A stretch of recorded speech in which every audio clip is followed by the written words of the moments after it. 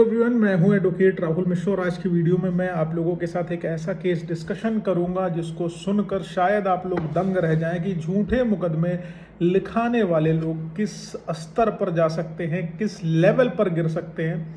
जी हाँ, डिटेल में बात करूंगा इसी एस्पेक्ट पर कि एक तरीका ये भी है 376 के मैटर में मुकदमा लिखाकर अपनी दुश्मनी अपने परिवार के सदस्यों से ही निकालने का। जी हाँ, अपनी भाभी से ही दुश्मनी निकालने का एक तरीका ये भी है। अब डिटेल में बात करूंगा, लेकिन उससे पहले मेरी आपसे रिक्वेस्ट है कि अगर आप लोग चैनल पर नए हैं या पहली बार आ रहे हैं या अभी तक आप लोगों ने इसे सब्सक्राइब नहीं किया तो प्लीज़ सब्सक्राइब करिएगा। साथ ही एक हम्बल रिक्वेस्ट और है, अगर आप मुझसे पर्सनली मिलना चाहते हैं लखनऊ, दिल्ली, इलाहाबाद, तो अपनी अपॉइंटमेंट शेड्यूल कराकर मिल सकते हैं। नंबर डिस्क्रिप्शन में मिल जाएगा, लेकिन डायरेक्ट कॉल नहीं करना है बिना अपॉइंटमेंट के। देखिए दोस्तों, हम लोग डिटेल में बात करते हैं। एक मैटर था जो आज कोर्ट में लगा हुआ था। उस मैटर में ये था कि एक लड़की है जिसने एलिगेशन लगाया कि एक लड़के ने 19 साल के लड़के ने 18-19 साल की लड़की वो भी थी, 19 साल के लड़के ने उसके साथ शारीरिक संबंध बनाए।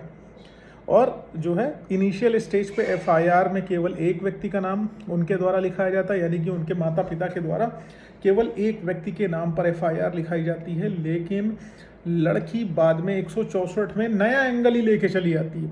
शुरुआती स्टेज पे एफआईआर जो होती है वो 376 पॉक्सो में होती है, 452 में होती है।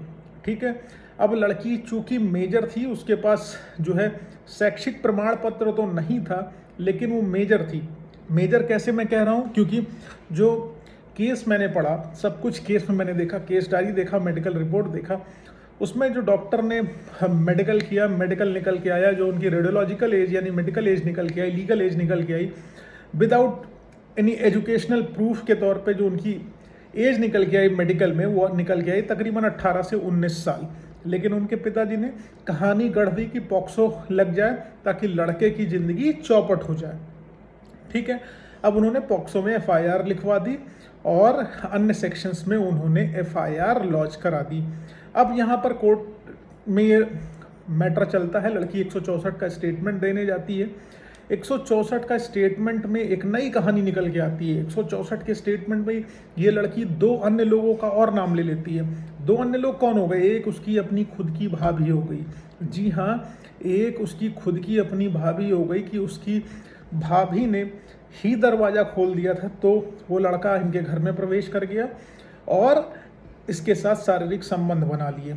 अब इन्होंने एलिगेशन अपने भाभी पर क्यों लगाया? क्योंकि इनकी भाभी से किसी रीज़न की वजह से एनिमिटी हो गई थी, इसलिए इन्होंने अपनी सगी भाभी के ऊपर एलिगेशन लगा दिया कि इनकी भाभी ने दरवाज़ा खोल दिया था और वो लड़का इनके घर में एंट्री पा जाता है, इनके घर में घुस जाता है, उसके बाद इनके साथ शारीरिक संबंध बनाता है। यहीं पर सिर्फ भाभी का नाम नहीं आता, एक लड़के का और नाम ये लिखा देती हैं कि वो भाभी का इनके बॉयफ्रेंड है, उसकी मदद से वो लड़का इनके घर आता है और भाभी इनके पैर पकड़ लेती है, वो उनके हाथ पकड़ लेता है और उस लड़के के द्वारा सेक्सुअल रिलेशनशिप इस्टेब्लिश इनके साथ कर लिए जाते हैं।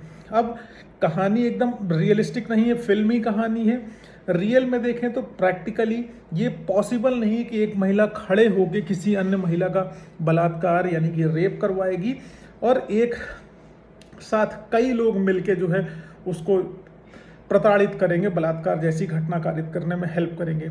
अब यहाँ पर पेंच और निकल के आता है। पुलिस विवेचना करती है, पुलिस की विवेचना में जो भाभी है उसकी और जो दूसरा लड़का है जिसका नाम उसने लिखाया होता है, कि जिसकी मदद से वो लड़का घर आया हुआ होता है, जिसने बलात्कार कारित किया होता है, उसकी लोकेशन डिफरेंट निकल चली जाती है। यानी कि भाभी की लोकेशन दिल्ली निकलती है कि वो भाभी और वो लड़का दिल्ली में था।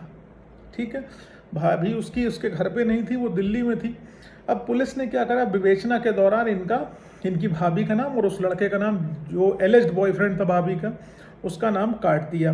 अब आप यहाँ पर अंदाज़ा लगा सकते हैं कि पहले उन्होंने एक जो एफआईआर लिखाई, प्लेन एफआईआर उस लड़के के नाम पर केवल लिखाई।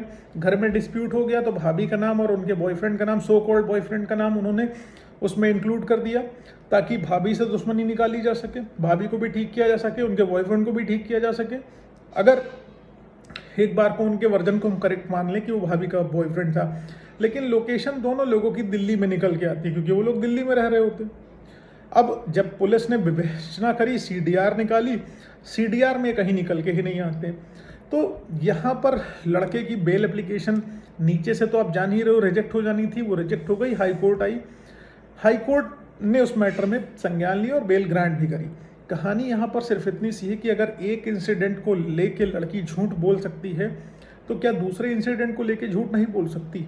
बोल बिल्कुल सकती। पहले इंसिडेंट में लड़की ने लिखाया कि लड़का एक ही घुसा घर में, उसने उसके साथ बलात्कार किया, और दूसरे इंसिडेंट में 164 में इतना हैवी कॉन्ट्रडिक्शन कर दिया कि इनके द्वारा जो है इसके साथ बलात्कार की घटना अन्य लोगों के साथ मिलकर कारित करी गई है। तो ये अब पुलिस ने विवेचना करी, उन लोगों का नाम काट दिया। जनरली पुलिस नाम वाम काटती नहीं है, और जब कुछ एविडेंस मिलेगा तब तो उनका नाम डालेगी, लेकिन पुलिस ने उनका नाम काट दिया। तो कोर्ट में यही सबमिशन था कि भाई अगर एक स्टोरी को, एक घटनाक्रम को ही हम सही मान लें तो दूसरा घटनाक्रम गलत हो जाता है।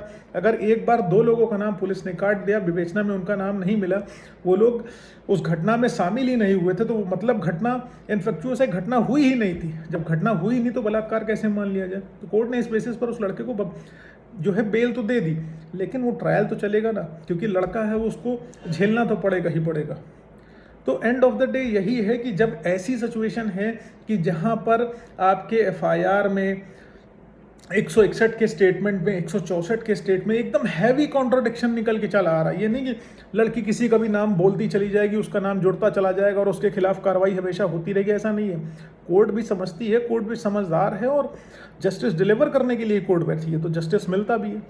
तो आप ये समझ लीजिए कि अगर एक घटना झूठी है तो दूसरी घटना डेफिनेटली झूठी होगी। अब लड़के को मिल गई है बेल, अब लड़का आएगा किसमें?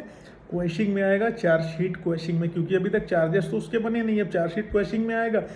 उम्मीद है अगर कोर्ट्स में वो सही से आर्ग्यूमेंट हो जाएंगे, सारी चीज़ें प्रॉपरली प्रेजेंट हो जाएगी, तो उनकी एफआईआर या उनकी चार्जशीट भी क्वेश हो जाएगी।